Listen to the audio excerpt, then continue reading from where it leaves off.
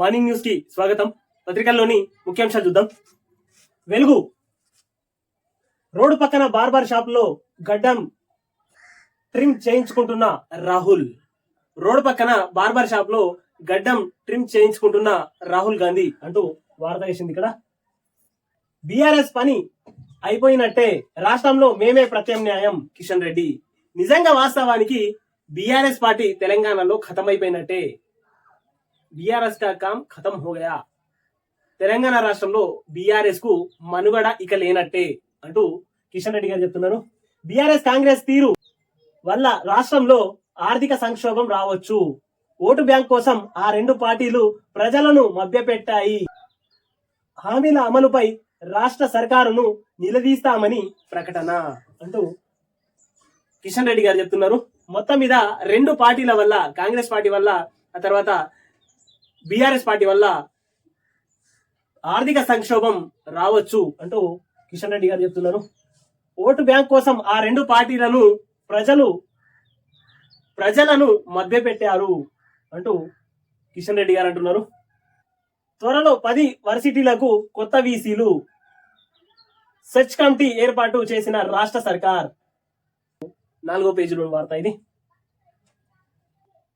రుణమాఫీ చేసేద్దాం, ఎన్నికల కోడ్ ముగిసేలోపు నిధుల సమీకరణ, అవసరమైతే ప్రత్యేక కార్పొరేషన్ అధికారులకు సీఎం రేవంత్ రెడ్డి ఆదేశం అంటూ వార్త వేసింది. ఇక్కడ మహారాష్ట్ర, రాజస్థాన్లలో రుణమాఫీపై స్టడీ చేయండి, వడ్ల కొనుగోళ్లను స్పీడప్ చేయాలి, మిల్లర్ల అక్రమాలను సహించేది లేదు, రేషన్ షాపుల్లో సన్న బియ్యం అందించేందుకు చర్యలు. జూన్ 2 తర్వాత హైదరాబాద్ లోని ప్రభుత్వ భవనాలని తెలంగాణ ఆధీనంలోకి, విభజన చట్టంలోని అంశాలపై రిపోర్ట్ రెడీ చేయాలని సూచన. రుణమాఫీ, ధాన్యం కొనుగోళ్లు, విభజన చట్టంపై చర్చకు 18న కేబినెట్ భేటీ అంటూ వార్త వేసింది.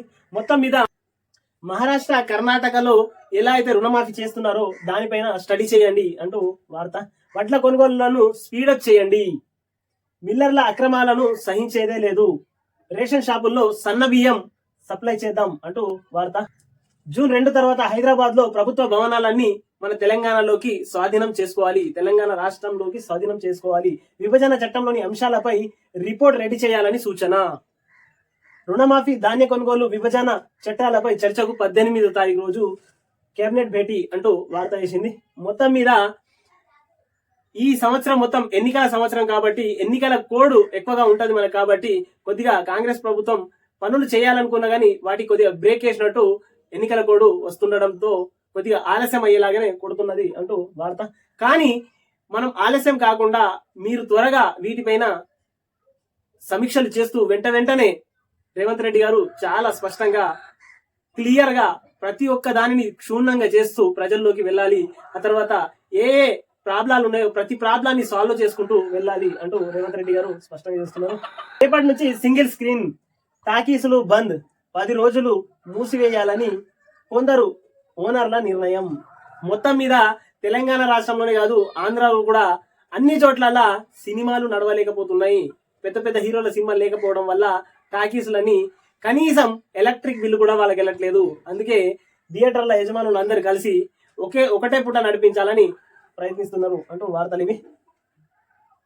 ఐపీఎల్, ఎగ్జామ్స్, ఎలక్షన్స్ టైమ్స్ కావడంతో తగ్గిన ఆక్యుపెన్సీ, పెద్ద సినిమాలు రాక చిన్న సినిమాలు మెప్పించలేక నష్టాలు, నెలకు ₹5 లక్షల ఖర్చు, కలెక్షన్లు మాత్రం ₹2 లక్షలు అంటూ వార్త. మొత్తం మీద ఫుల్గా నష్టాలు ఉన్నాయి సినిమా థియేటర్లు అంటూ వార్త వేసింది.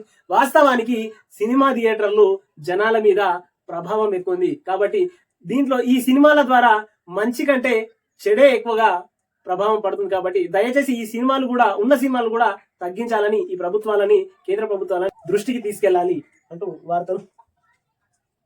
స్థానిక ఎన్నికలపై కాంగ్రెస్ ఫోకస్, గ్రాడ్యుయేట్ ఎమ్మెల్సీ ఎన్నికలపై కూడా తీన్మార్ మల్లన్న తరపున త్వరలో సీఎం ప్రచారం. ఆ తర్వాత సర్పంచ్, ఎంపీటీసీ, జడ్పీటీసీ ఎన్నికలకు ప్లాన్. వచ్చే 6న ముగియనున్న ఎంపీ ఎన్నికల కోడ్. ఆ వెంటనే 3 నెలల పాటు స్థానిక ఎన్నికల కోలాహలం అంటూ వార్త వేసింది. మొత్తం మీద స్థానిక ఎన్నికలపై కాంగ్రెస్ ఫోకస్. ఈ గ్రాడ్యుయేట్ ఎమ్మెల్సీ ఎన్నికలు ఏవైతే ఉన్నాయో వాటిపైన తీన్మార్ మల్లన్న పోటీ చేస్తున్నారు కాబట్టి ఆ తీన్మార్ మల్లన్నకు సపోర్ట్ గా సీఎం కూడా ప్రచారం చేస్తారు అంటూ వార్త. ఆ జూన్ 6వ తారీఖుతో ఎన్నికల ప్రచారం ముగియడంతో ఆ తర్వాత వచ్చే నెల 6న ముగియనున్న ఎంపీ ఎన్నికల కోడ్, ఆ వెంటనే 3 నెలల పాటు స్థానిక ఎన్నికల కోలాహలం, ఆ తర్వాత నెక్స్ట్ వచ్చేది సర్పంచ్ ఎలక్షన్ కానీ ఎంపీటీసీ ఎలక్షన్ల పైన అదే కోలాహలంలో ఉంటారు అంటూ వార్త వేసింది 2వ పేజీలోని వార్త ఇది. మామిడి రేటు ఢమాల్, టన్నుకు 10,000 ఇస్తున్న దళారులు. మొత్తం మీద మామిడి రేట్లు మొత్తం పడిపోయినాయి. మామిడి రేట్లు ఢమాల్ అంటూ వార్త ఇక్కడ.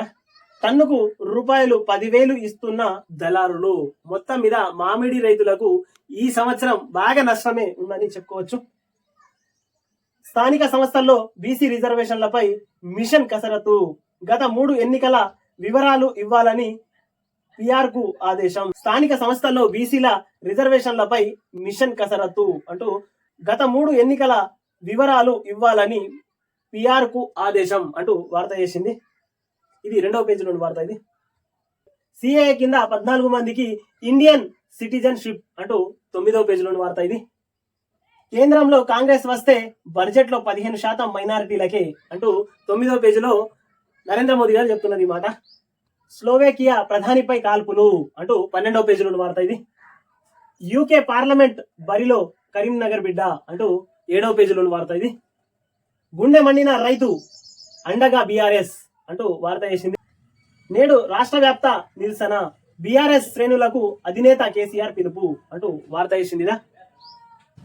కొనుగోలు కేంద్రాలలో కుప్పలుగా వడ్లు కొనకుండా కాంగ్రెస్ ప్రభుత్వం తస్తరం, రాష్ట్ర వ్యాప్తంగా రోడెక్కిన రైతన్న నిరసన, భరోసా నిలవాలని కేసీఆర్ నిర్ణయం. బోనస్ పై నాలుక మర్రేసిన సర్కార్, సన్న వడ్లకే బోనస్ అంటూ కొత్త పల్లవి, ఇంతకు మించి వంచన ఉండదని ఫైర్ అంటూ వార్త వేసింది. సన్న వడ్లకే బోనస్, కాంగ్రెస్ మరో దగా అంటూ వార్తలు వేసింది ఇక్కడ. రుణమాఫీకి కార్పొరేషన్, వానాకాలం వచ్చేలోపు ధాన్యం కొనుగోళ్లు పూర్తి చేయాలి సీఎం, ఈ నెల 18న రాష్ట్ర కేబినెట్ భేటీ అంటూ 18వ పేజీలోని వార్త ఇది. పుట్టుకలోనే కమ్యూనిటీ గుట్టు అంటూ 12వ పేజీలోని వార్త ఇది. నీకు ఇక్కడేం పని, గెట్ అవుట్ అంటూ 10వ పేజీలోని వార్త. ఏఎన్ఎన్ టీవీని సబ్స్క్రైబ్ చేయండి, షేర్ చేయండి, కామెంట్లు పెట్టండి.